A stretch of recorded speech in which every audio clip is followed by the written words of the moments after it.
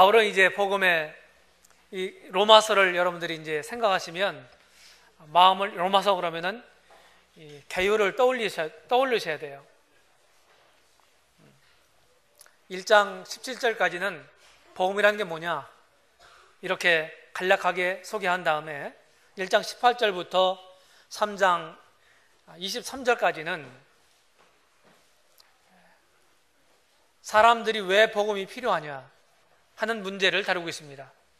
그리고 3장 24절부터 4장 그리고 5장까지 복음의 내용, 복음이라는 게 뭐냐, 죄인들이 어떻게 의롭다움을 받을 수 있는 것인가, 그리고 의롭다움을 받은 사람들의 그 결과가 뭔가, 이런 점들을 말씀하고, 그 다음에 이제 로마서 6장, 7장, 8장을 통해서 믿는 사람들이 어떻게 믿는 사람답게 살아갈 수 있는가, 이런 성화에 대한 교리를 말씀하고 있습니다. 이제 오늘은 이제 그 중에 마지막 장으로서 8장, 6장을 통해서 성화의 원리, 7장을 통해서 성화의 실제, 그리고 8장을 통해서 성화의 능력에 대해서 살펴보고자 합니다. 그리고 9장, 10장, 11장은 이제 복음 안에 투영된 이스라엘에 대한 하나님의 섭리에 대해서 말씀하시고, 12장부터 16장까지는 믿는 사람들이, 거듭난 사람들이 어떻게 살아갈 것인가 하는 실제적인 삶에 대해서 가르쳐 주고 있습니다. 답은 우리가 알고 있어요. 답은 우리 스스로 승리할 수 없다. 7장에서 우리는 그 사실을 아주 극명하게 보았습니다. 우리 시선이 나에게 머물러 있을 때 우리는 패배할 수밖에 없다. 우리 속에 아무런 소망도 가지고 있지 못하기 때문에,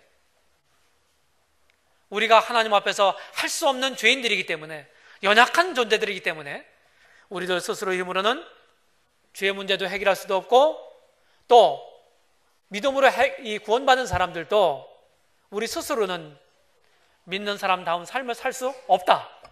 이것이 바울이 내린 결론입니다. 그렇다면 어떻게 해야 될까요? 우리는 8장을 통해서 그 해답을 찾을 수가 있습니다. 우리 안에 믿는 사람 속에 주신 성령으로 말미암아 우리가 능력을 부여받고 모든 옛사람의 습관과 삶의 패턴으로부터 온전하게 벗어나서 새로운 삶을, 승리하는 삶을 살 수 있다. 이렇게 말씀하고 있는 것입니다.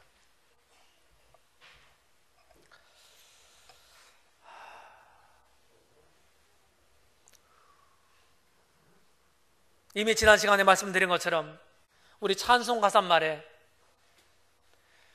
세상과 나는 간 곳 없고 구속한 주만 보이도다. 이것이 정상적인 그리스도인의 안목이어야 합니다. 우리는 사실은 굉장히 많은 경우에 나 자신과 사람들을 많이 의식하죠. 우리가 어쩔 수 없는 그런 연약한 존재다, 이렇게 우리가 핑계를 대고 변명할 수 있겠지만은 사실은 우리 자신들에 대해서 굉장히 많이 초점이 맞춰져 있어요. 우리 예배 시간에 온 형제님이 아주 좋은 글을 낭독했습니다. 주님만으로, 오직 주님만으로 우리가 만족할 수 있다는 사실을 기억할 필요가 있어요. 주님 이름이 비방받을 때 내가 상처를 받아야 되는데 우리는 그렇지 않죠. 내 이름이 비방받을 때 상처를 받죠. 그렇죠? 우리 상처받았다는 말을 많이 하죠. 그러면서 또 다르게 생각하는 게 뭐냐면요, 상처받았다는 말이 사실은 지금 내 중심적으로 생각하고 있다 하는 얘기가 됩니다. 굉장히 부끄러운 말이 되는 것이죠. 그렇다고 해서 상처를 준 사람들의 입장을 제가 변호하는 것이 아닙니다. 7장에서는 나라고 하는 말이 아주 빈번하게 등장하고 있습니다. 거기에는 패배하는 사람이 있습니다. 그런데 8장에서는 영, 성령이란 말이 주로 나타납니다. 여기에는 승리의 외침들이 있어요. 확신에 찬 노래가 있습니다. 그래서 그리스도인들이 죄에 빠져 신음하는 소리를 내는 대신에 감사가 넘치는 이런 내용들로 가득 차 있습니다. 기쁨과 평안 가운데서 하나님의 능력을 덧입고 살아가는 비결, 이것이 무엇입니까? 성령을 따라 사는 삶입니다. 갈라디아서 5장에서 잘 가르치고 있죠. 성화의 능력에 대해서 우리가 함께 살펴보겠습니다. 영이라고 하는 단어가 8장에만 20번 이상 사용되고 있습니다. 이렇게 큰 네 가지 대지로 나누어서 보겠습니다. 조금 본문이 길지만요, 저는 이제 로마서를 쭉 함께 나누기를 이렇게 기도하고 계획하면서 우리가 너무 자세하게 이걸 다루게 되면요, 큰 맥을 놓치게 됩니다. 큰 맥을 놓쳐요. 전체 그 서신서에서 말하고자 하는 그런 맥을 놓쳐서 잘못하면은 어떻게 됩니까? 치우친 해석에 빠지기 쉽습니다. 언제나 이제 말씀을 전하는 사람들은 그런 딜레마에 있어요. 저도 항상 그런 걸 느낍니다. 그래서 이렇게 하더라도 한 25번 정도 해야 합니다. 오늘이 12번째예요. 절반도 못했습니다. 자, 첫 번째 해방된 생활을 크리스찬은 해야 된다는 거예요. 우리가 아까 제가 예배 시간에 읽었습니다마는 8장 1절 2절 결코 정죄함이 없다. 누가? 그리스도 예수 안에 있는 사람들. 이 말은요, 내 마음대로 살려고 마음대로 죄를 지은 사람이 이 말씀을 들어서 그래, 내가 이렇게 죄를 지었을지라도 결코 정죄가 없다, 이렇게 하는 자기 변명이나 핑계거리로 이 말씀을 사용해서는 안 되는 것입니다. 그렇게 사용하라고 말씀이 주어져 있는 게 아니에요. 하나님 말씀대로 내가 하나님 뜻을 따라서 살려고 추구를 해도, 아무리 노력해도 애써도 안 되는 자신을 발견합니다. 그런 사람들을 위한 말씀입니다. 죄를 물 먹듯 밥 먹듯 지으면서 그래, 나는 영원한 구속을 받았다, 구원받았다, 나에게는 결코 정죄가 없다, 여러분들이 그렇게 하시지 말기 바랍니다. 그렇게 생각하는 바로 그것이 하나님을 만우리 여기는 태도입니다.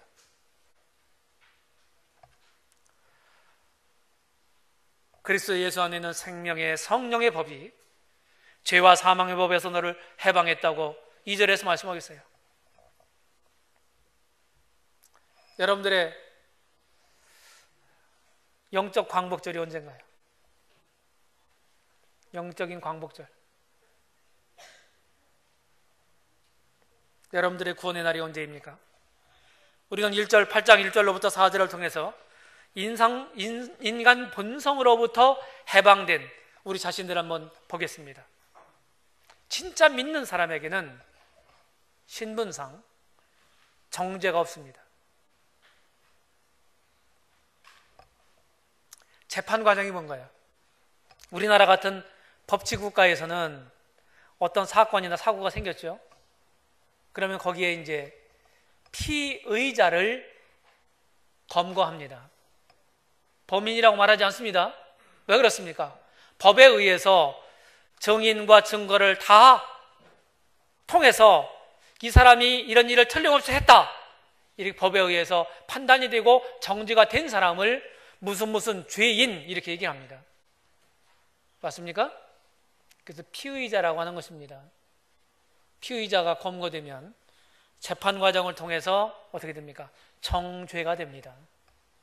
그래서 재판한다 하는 말은요, 네가 진짜 이런 일을 했으니까 잘못했다, 이런 많은 증인과 증거를 통해서 정죄받는 과정입니다.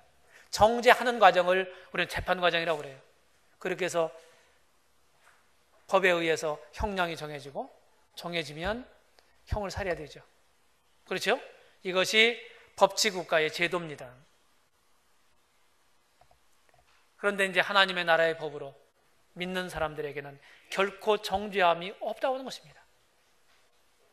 정죄가 없으니까 어떻게 돼요? 심판도 없는 거예요. 심판할 수가 없어요. 맞죠? 죄의 형벌에 대한 심판은 진짜 믿었다면, 거듭났다면 끝난 것입니다. 성경이 그렇게 아주 명명백백하게 말씀하고 있기 때문입니다. 그래서 신자는 죄와 사망의 법에서 해방됐어요. 죄와 사망의 법에서. 사단에 의해서, 사단의 종로로 타던, 본래 죄의 종로로 타던 이런 사람들을 우리 주님이 해방시켜 주신 것입니다. 여기 보시게 되면은 해방하였습니다. 해방되었습니다. 우리가 이런 사실을 모르면서 여전히 죄의 노예로부터 속량을 받고 정당한 절차를 따라서 속량을 받고 해방이 된 노예가 여전히 노예인 줄 알고 노예 짓을 하게 되면은 그건 현명한 것입니까? 미련한 것입니까? 뭐겠어요? 말할 것도 없어요. 미련한 사람이에요. 그래서 우리는 알아야 하는 것입니다. 믿는 사람은 그리스도의 구속을 통해서 죄가 해결되었습니다. 3절에 보게 되면은 우리가 육신이 연약해서 할 수 없는 그것을 하나님은 하실 수 있다. 뭘로요? 아드님을 통해서.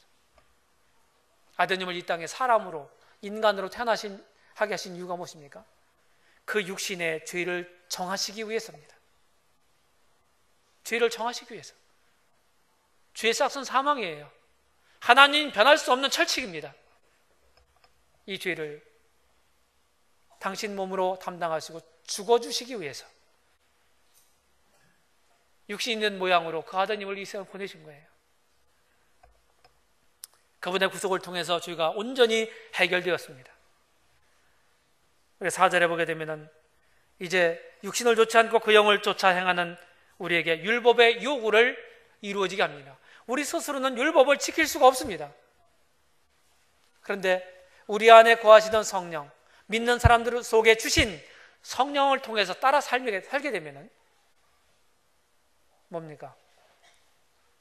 율법의 요구가, 율법의 그 수준이 우리 삶 가운데서 이루어진다는 거예요. 생명의 성령의 법이라고 여기 말씀하고 있죠. 이 성령의 법은 생명의 법이고 완전한 법이고 사랑의 법이고 최고의 법입니다. 이 사랑의 법이 성령을 통해서 우리 삶 가운데 이루어지는 것입니다. 사랑은 율법의 완성이기 때문입니다. 그래서 율법의 요구가 이루어지는 거예요. 성령을 통해서. 이제 우리가 할 수 없는 죄인들이 우리 안에 거하시는 성령을 통해서 우리가 온전한 삶이 가능하게 된 것입니다. 우리에게는 삶의 두 원칙이 있습니다. 우리에게 두 원칙이 있어요. 하나는 예전 우리가 살던 대로 우리 육신을 따라 사는 삶이 있고, 또 하나는 우리 속에 주신, 거듭날 때 주신 성령을 따라 사는 삶이 있습니다. 그 중간은 없어요. 둘 중에 하나입니다. 그것을 사도 바울은 갈라디아서 5장에서 더 자세하게 구체적으로 말씀하고 있습니다. 육신의 지배를 받는 삶은 무엇일까요? 5절로 8절을 보게 되면 육신의 생각은 사망입니다. 육신의 생각은 하나님과 원수가 된다고 말씀하고 있습니다. 육신은 하나님의 법에 결코 굴복할 수 없고, 그래서 하나님을 기쁘시게 할 수가 없습니다. 우리가 육신을 따라 살게 될 때는 하나님의 진노 아래 있게 됐어요. 하나님의 진노를 사서 그 진노 아래 있게 됐어요. 그런 사람들이었습니다. 그런 우리들에게 하나님의 한량없는 은혜가 베풀어져서 그 복음을 믿는 자들, 그 복음의 주인공인 예수 그리스도를 믿는 우리들에게 성령을 주신 것입니다. 여기 9절 중반절 이유를 보십시오. 다 읽겠습니다. 처음부터. 만일 너희 속에 하나님의 영이 거하시면 너희가 육신에 있지 아니하고 영에 있나니 누구든지 그리스도의 영이 없으면 그리스도의 사람이 아니라. 하나님의 영, 그리스도의 영은 같은 한 존재를 말합니다. 성령님을 가리키는 것입니다.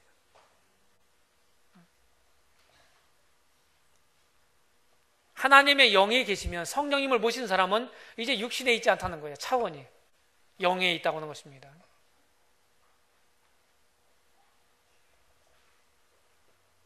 누구든지 성령을 모시고 있지 않은 사람은 거듭나지 않은 사람이다. 크리스찬이 아니다. 그리스도의 사람이 아니라. 그리스도의 사람은 뭐예요? 그리스도인이란 말이죠. 영어로 하면 크리스찬이죠. 여러분 성령을 모시고 있나요? 그래서 성령이 없는 사람은요, 하나님과 상관이 없는 사람이고, 성경의 원저자인 성령을 모시고 있지 않은 사람은 성경을 읽어도 어려운 거예요. 깨닫기가 어려워요. 그러니까 믿는 사람 속에 거듭날 때 하나님이 구원의 인으로서, 우리의 도우미로서 성령을 보내시거든요. 성령 보내세요. 에베소 1장 13절에 보게 되면 우리가 성령을 막 구해가지고 받는 게 아니라 거듭날 때 하나님이 주신다는 거예요. 하나님이 그 뜻대로 주시는 거예요. 보내시는 거예요. 그래서 우리는 우리 편에서 볼 때는 수동적인 것입니다.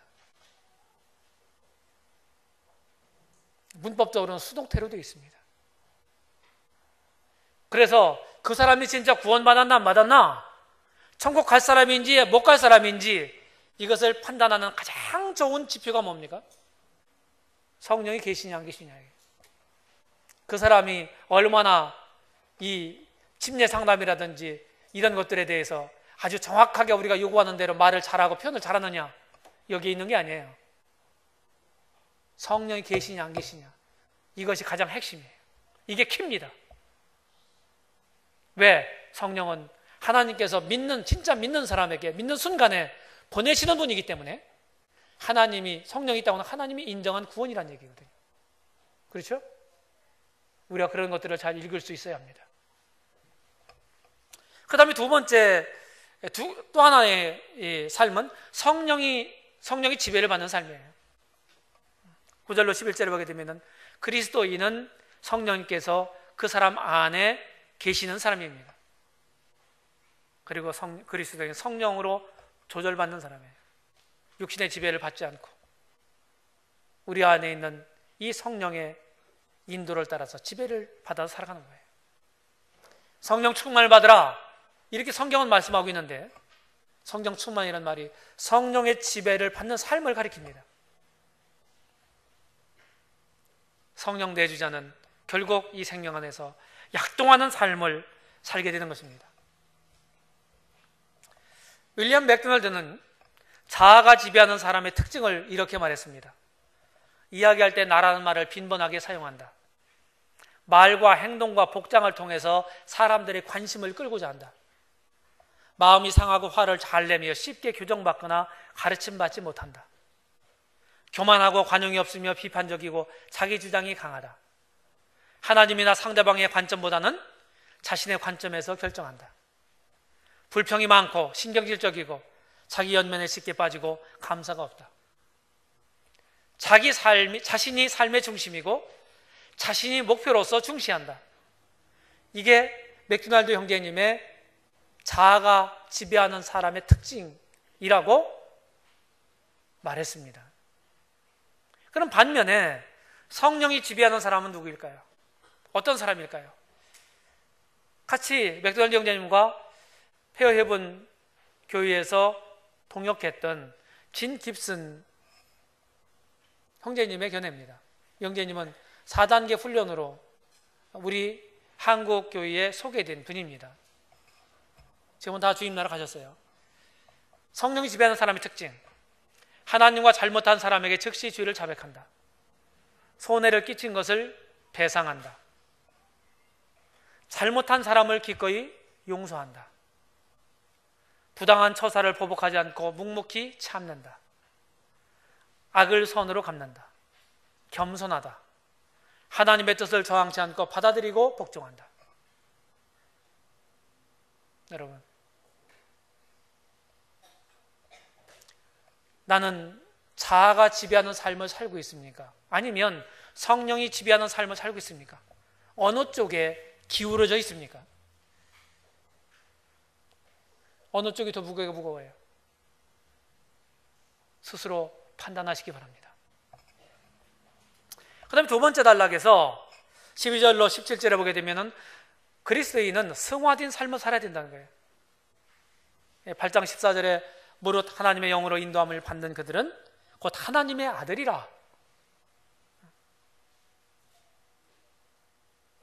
우리가 믿을 때 하나님의 자녀라고 하는 이 권세를 받았다고 말씀하고 있습니다. 하나님의 영으로 인도함을 받는 사람, 하나님이 성령이 어떤 사람의 속에 있어서 그 영의 인도를 받는 사람은 하나님의 아들이라는 거예요.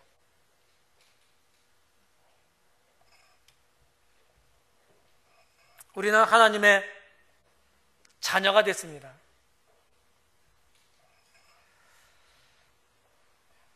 12절 보세요. 12절 13절에 우리가 빚진 자로 돼 육신에게 져서 육신대로 살 것이 아니니라. 너희가 육신대로 살면 반드시 죽을 것이로되 영으로서 몸의 행실을 죽이면 살리니. 이 두 가지는 우리 삶 속에서 결코 양립될 수 없다. 중간은 없다는 얘기입니다. 성경은 우리 믿는 사람들을 하나님의 아들이다, 자녀가 됐다, 자녀로 태어났다 이렇게도 묘사하지만은 또 한 가지는 전혀 하나님과 남남인 관계가 없는 우리들을 하나님이 아들과 딸로 입양하셨다 이렇게 표현하기도 합니다. 그것을 양자라는 말로 사용합니다. 양자. 그것이 입양됐다는 얘기예요. 하나님과 상관이 없었잖아요, 우리가. 구원받기 전에는. 그래서 하나님께서 우리를 입양해 주심으로써 옛 가정, 옛날 삶의 패턴, 그 부채가 법적으로 취소가 되고 이제 입양된 사람은 새로운 가정의 법도를 따라서 살게 된 것입니다. 원리가 그렇다 이 말이에요. 가난한 사람이 부잣집에 입양이 됐습니다. 이제 부잣집에 입양이 됐으면 어떻게 되겠습니까? 이제 그 부잣집, 다시 입양된 새로운 그 가정에, 그렇죠? 가정의 그 규례를 따라서 살게 되고, 또 그 가정이 가지고 있는 모든 것들을 누리면서 살 수 있는 자격이 있게 된 것입니다. 자, 하나님의 아들이라면 입양된 사람이라면 어떻게 됩니까? 법적으로 그 가문의 재산을 상속받을 수 있는 권리를 가지고 있다고는 얘기입니다. 하나님의 자녀라고 하는 것은 하나님의 나라를 유업으로 받을 수 있는, 상속받을 수 있는 그런 권리가 이미 주어져 있다고 하는 얘기가 되는 것이죠.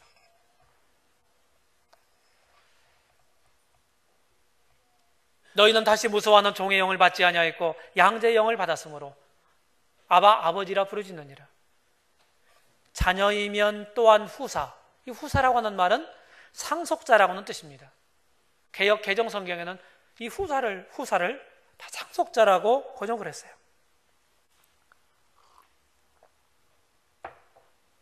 하나님의 후사요 그리스도와 함께한 후사다. 그래서 이미 아들이 됐고 자녀가 됐고 후사가 됐으면 천국에 가는 것을 넘어서 하늘나라의 것들을 우리가 이제 소유하면서 누릴 수 있는 이런 사람들이 됐다고 하는 거예요. 우리가 그와 함께 영광을 받기 위하여 우리 주님과 함께 영광을 받을 사람들이 됐죠. 그렇죠? 이건 지금 따놓은 당상입니다. 이미 주어져 있는 거예요. 내가 진짜 믿었다면, 거듭났다면. 영광은 주어진 것입니다. 그렇기 때문에 사도 바울은 뭐라고 얘기하나요? 그 영광을 받기 위하여 고난도 함께 받아야 될 거다. 그리스도인은, 진실한 그리스도인은 하나님의 자녀로 입양됐어요. 바로 성령께서, 그래서 양자의 영을 받았기 때문에 아바, 아빠, 아버지라 부르짖는다는 거예요. 하나님을 아버지라 부를 수 있는 특권이 주어져 있습니다. 그런데 우리가 하나님을 부를 때 여러분들이 뭐라고 부르나요? 다시 얘기합니다. 하나님을 하나님이라고 부르지 마십시오. 하나님 아버지라고 부르야 옳습니다.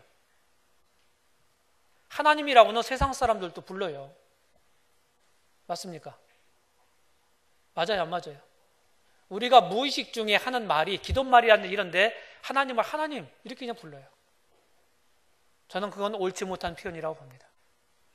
예수님을 주님이라고 불러야 옳습니다. 가룟 유다는 한 번도 예수님을 다른 제자들하고 똑같이 3년 이상을 다니면서 주님이라고 부른 적이 없습니다.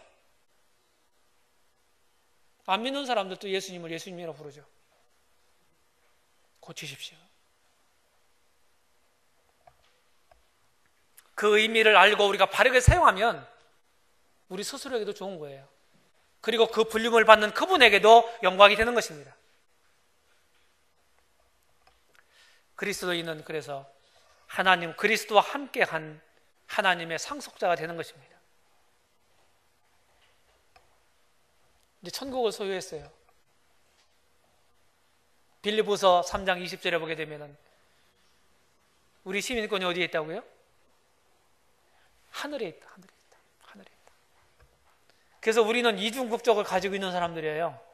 육신으로는 대한민국 국적을 가지고 있고 영적으로는 대천국의 국적을 두고 있는 것입니다. 우리가 육신을 입고 있을 때는 이 땅에서 대한민국 국적을 가지고 살아가죠. 그렇죠? 우리 주님이 우리를 위해서 오실 때 우리가 온전히 영적인 몸으로 변화가 되거나 부활될 때 그때는 저 천국에서 살게 되는 것입니다.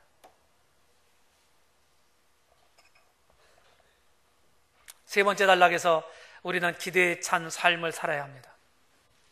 어떤 기대를 가지고 있나요? 여기 로마서 8장 29절에 보게 되면 하나님이 미리 아신 자들로 또한 그 아들의 형상을 본받게 하기 위하여 미리 청하셨다. 이렇게 말씀하고 있습니다. 영원한 소망이 있어요. 현재의 고난은 장차 올 영광과 촉히 비교할 수 없도다. 삶에 어려움이 있으신가요? 주님 믿는다는 이유로 어려움을 당하고 계신가요?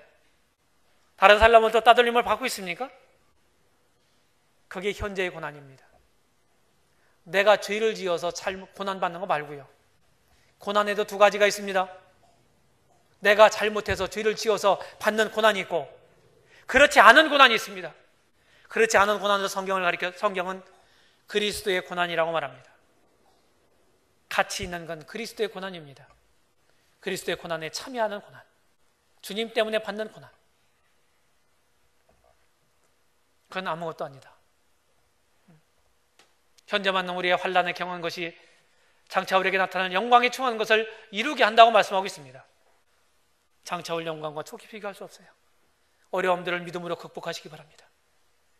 소망 가운데 주님을 의지하고 바라보시기 바랍니다.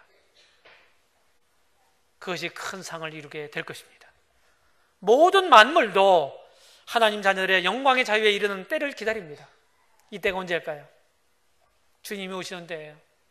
주님의 능력에 의해서 만물이 회복될 때, 피조물이 지금 탄식하며 고통하는 것을 너희가 안다. 인간의 죄로 인해서 이 땅은 가시덤불과 엉겅퀴를 내기 시작했습니다. 인간의 죄악으로 인해서 이 지구는 우리 인간들에게 주신 하나님의 삶의 터전은 점점 황폐화되어 가고 있습니다. 그래서 피조물들이 지금 고통하고 있는 것입니다. 그 피조물들이 뭘 고대하고 있다고요? 하나님의 자녀들의 영광의 자유에 이르는 것이다. 그때가 언제일까요? 우리 주님이 오시던 때입니다. 우리 모든 사람들은 그날을 기다리고 있어요. 우리가 몸의 구속 곧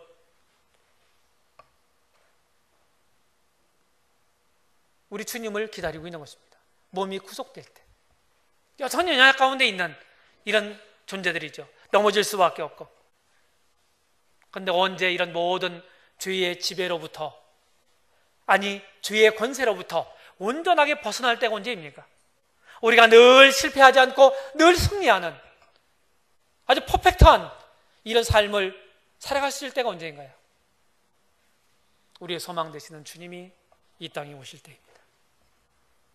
그때 우리는 모든 인간적인 연약을 벗고 모든 죄의 굴레를 다 벗고 참된 영광의 자유를 누리게 될 것입니다.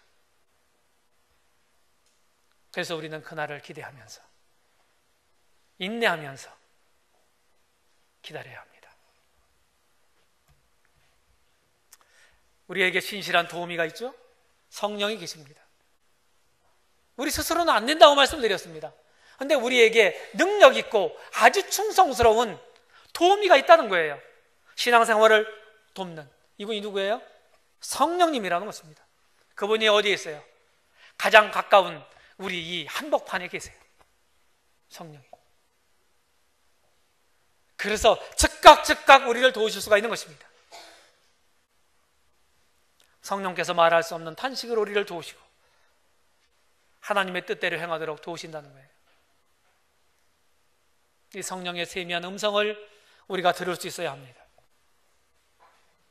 신실한 도우미가 있다는 사실을 기억하십시오. 그 다음에 소망이 있을 뿐만 아니라 신실한 도우미가 있고 그리고 우리에게 삶의 새로운 모델이 생겼어요. 그게 누굽니까? 우리 주님이세요. 우리 주님. 그 아들의 형상을 본받기 위해서 우리를 구속하셨어요. 아들의 형상을 본받는 것, 이것이 우리의 최고 목표입니다. 사도 바울은 에베소 4장에서 뭐라고 얘기하나요? 범사에 누구에게까지 자라라고요? 범사에 그에게까지 자랄지라. 그가 누군가요?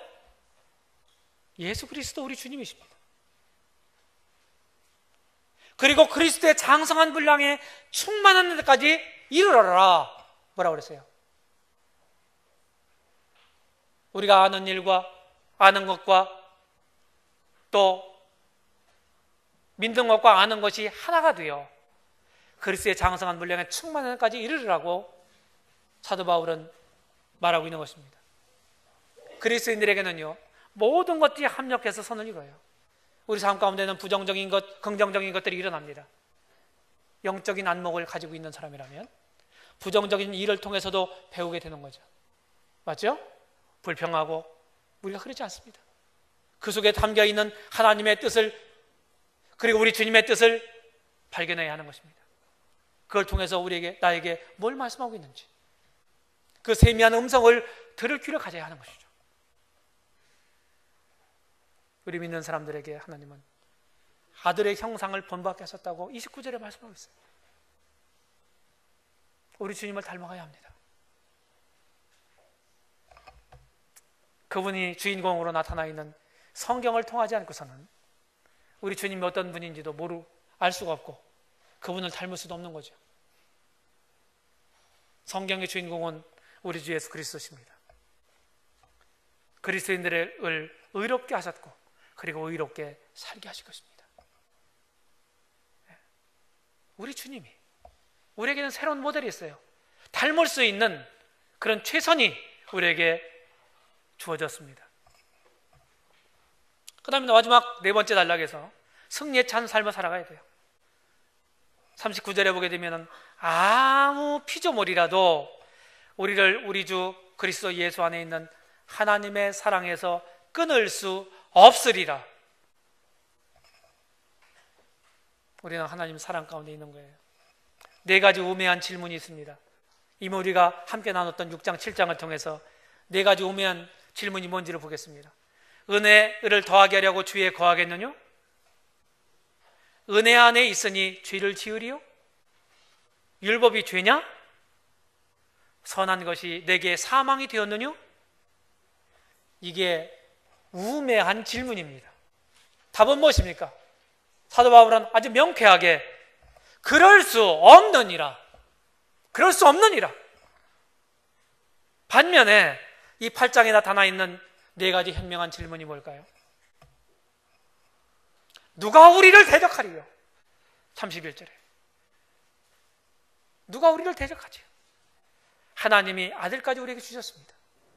두 번째 현명한 질문, 누가 우리를 송사하리요? 33절입니다. 하나님이 의롭다 하셨는데 그 최후의 심판장, 최고의 심판장 되시는 하나님께서 예수님 믿는 사람을 의롭다 하셨는데 누가 송사할 수 있겠느냐? 할 수 없다.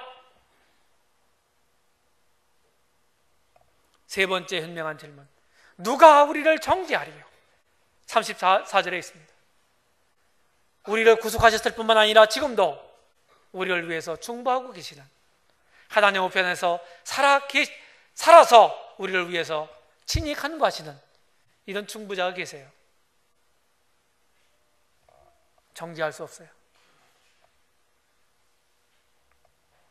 사단이 우리를 정죄하려고 노력하고 있죠. 우리 주님은 우리에게 아주 최고의 유능한 변호사십니다. 여기 중보자란 말은 변호사란 말이에요. 변호사. 죄인이 섰을 때, 법정에 섰을 때 그 피고인을 위해서 변호를 해주잖아요. 네 번째 현명한 질문은 누가 그리스도의 사랑에서 끊으리요? 아무것도 끊을 수 없다고 단언하고 있습니다. 오직 하나님의 사랑과 사역을 통해서 우리 그리스도인들은 승리하게 되는 것입니다. 우리 믿는 사람들이 받는 분복이 무엇입니까? 네 가지를 말씀드리면 우리 몸의 구속, 이것은 미래의 소망입니다. 우리 소망을 가지고 있어요. 믿는 우리들이. 이 세상에서의 보혜사가 있습니다. 그분이 누구예요? 성령입니다. 두 번째. 세 번째는 분명한 삶의 목적이 있어요. 뭡니까? 예수님을 닮는 거예요. 우리 주님을 닮는 거예요. 주님을 많이 닮느냐 적게 닮느냐 차이는 있죠. 근데 목표는 똑같습니다.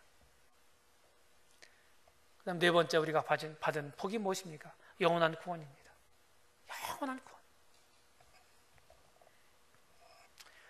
자녀이면 또한 후사, 곧 하나님의 후사요 그리스도와 함께한 후사니 우리가 그와 영광을 받기 위하여 고난도 함께 받아야 될 것이니라.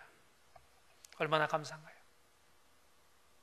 이제 우리가 주님이 우리를 위해서 당신을 먼저 들이셨기 때문에 이걸 깨달은 사람은, 감사하는 사람은 이제 이분을 위해서 우리가 드릴 차례예요. 얼마나 드리고 계신가요? 얼마나 드리고 있나요? 주님을 위해서 내가 얼마나 희생하고 있나요? 희생.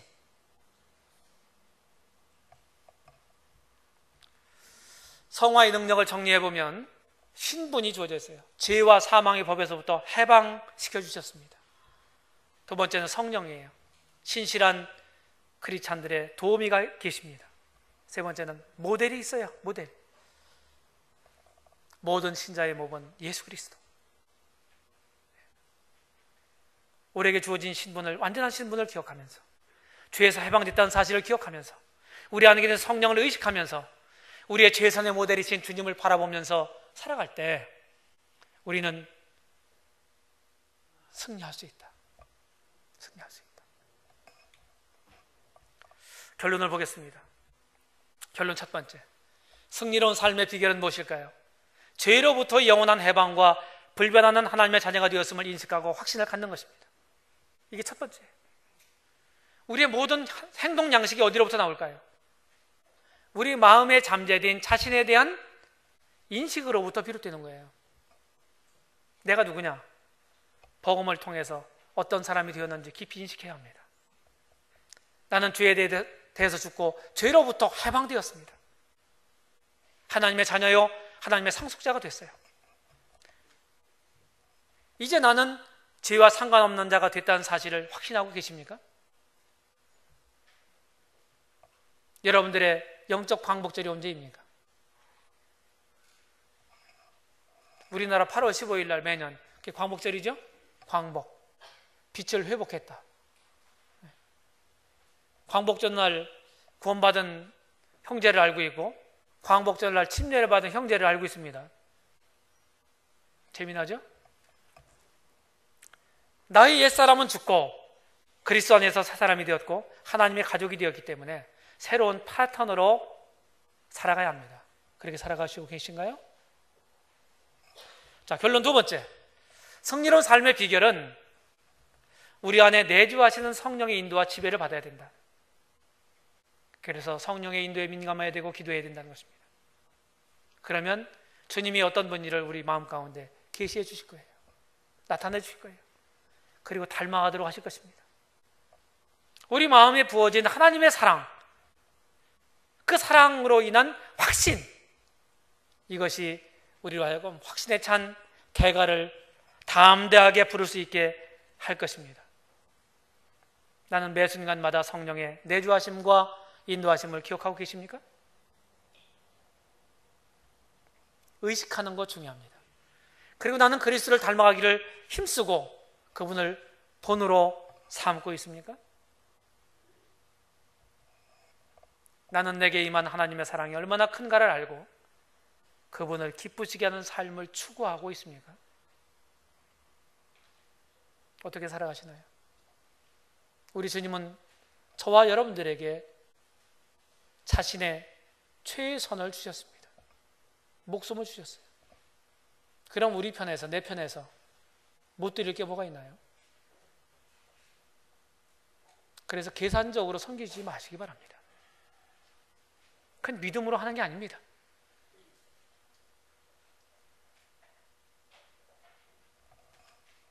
주님께 감사한 마음을 가지고 우리 자신들을 드리십시다. 거기에 우리 보람이 있을 것입니다. 기도하겠습니다.